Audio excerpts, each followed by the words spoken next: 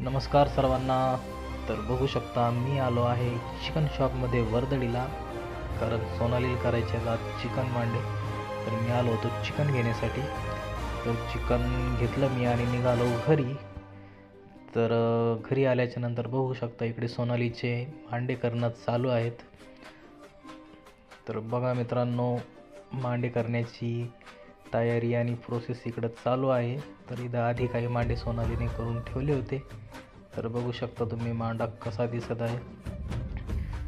तर सोनालीचे मांडे करणं इकडं आणखीन चालूच आहेत. बघू शकता मित्रांनो कशा प्रकारे मांडे करणं चालू आहे. तर मित्रांनो, व्हिडिओ कसा वाटला नक्की सांगा. तर भेटू नेक्स्ट व्हिडिओमध्ये. तोपर्यंत सर्वांना धन्यवाद. गुड नाईट, शुभरात्री.